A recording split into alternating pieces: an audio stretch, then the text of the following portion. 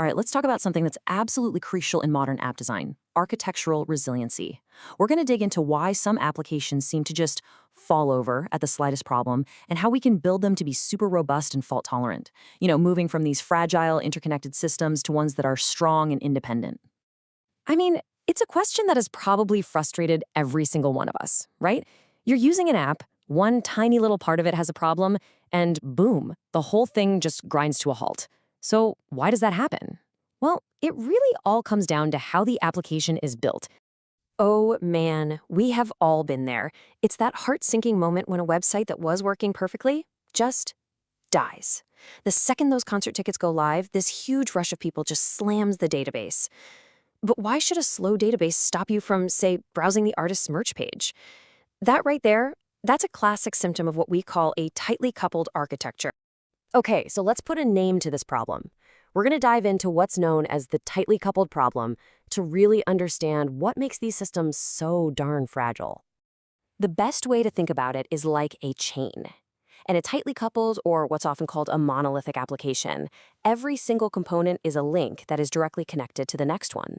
They're completely dependent on each other to function. And this is where that chain analogy gets, well, dangerous. Because of that super high dependency, a problem in just one link can break the entire chain. That slow database we talked about, it creates a system-wide bottleneck. A single failed component can literally start a domino effect, bringing the whole application crashing down. This kind of setup is rigid, it's brittle, and it is a nightmare to update or scale. But thankfully, there is a much, much better way to build our applications. So let's explore the solution, designing loosely coupled systems. So in a loosely coupled world, our components aren't a rigid chain. Instead, I want you to picture them as independent workers who are just passing messages to each other. Now, they can still communicate, they can still interact, but, and this is the crucial part, they don't depend on one another to do their own job. One worker doesn't have to just stand around waiting for another one to finish its task. Let's make this super practical with an example. Imagine a pizza ordering app. Let's call it World Pizza. So you place your order, the kitchen gets the ticket, and the payment gets processed. Now, what happens if the payment service goes down for like 5 minutes? In a loosely coupled world, that failure is totally isolated. The kitchen, well, it can still see and make all the pizzas that were ordered before the payment service failed. The important parts of the system just keep working. And when you put them side by side like this, man, the difference is just night and day. On the left, you've got that rigid dependency chain, and it just leads to system-wide failure. But on the right, you have independent components that give you failure isolation. This is the huge shift from a brittle system to one that is flexible, scalable, and genuinely resilient. So the big question is, how do we actually do this? How do we achieve this loose coupling in the real world? Well, one of the main ways is by using queues. And in the world of Amazon Web Services, or AWS, this means using a service called SQS, which stands for Simple Queue Service. You know, the absolute perfect metaphor for SQS is a shock absorber for your application. Remember that massive rush for concert tickets? Instead of all those requests hitting and overwhelming the database directly, they all just go into a queue. They wait patiently in a line, which lets the system process them at a nice, manageable pace. No more crashing. So what SQS does, at its core, is it creates a buffer, a message queue, that sits right in between your application's components. This is what allows them to work asynchronously. The front end of your app can take an order and just pop it in the queue, instantly, without having to wait for the back end to finish processing it. It's a simple mechanism, but it completely isolates components from each other's workloads and potential failures. It really is the #1 tool for decoupling. But queues aren't the only tool we have in our toolkit. For more complex interactions, we can also bring in things like notifications and events. So queues are perfect for decoupling one-to-one tasks, right?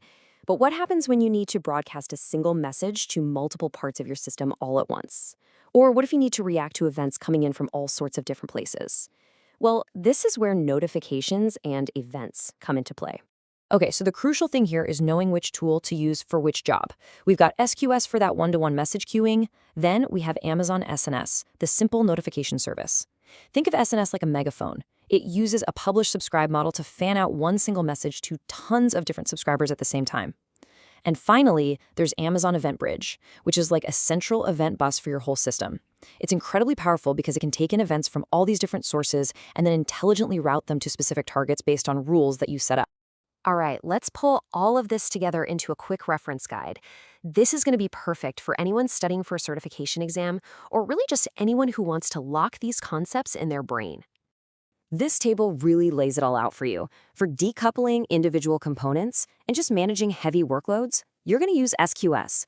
When you need to send the same notification out to multiple places, like an email, an SMS, and other services, you use SNS.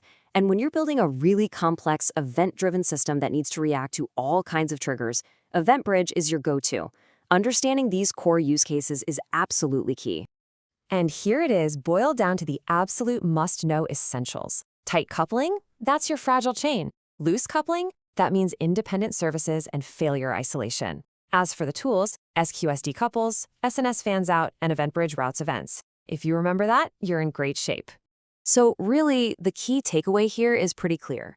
Moving from a tightly coupled to a loosely coupled architecture is just fundamental for building modern apps that are resilient, scalable, and easy to maintain. So the only real question left is the one you see here. How will you build resilience into your next system?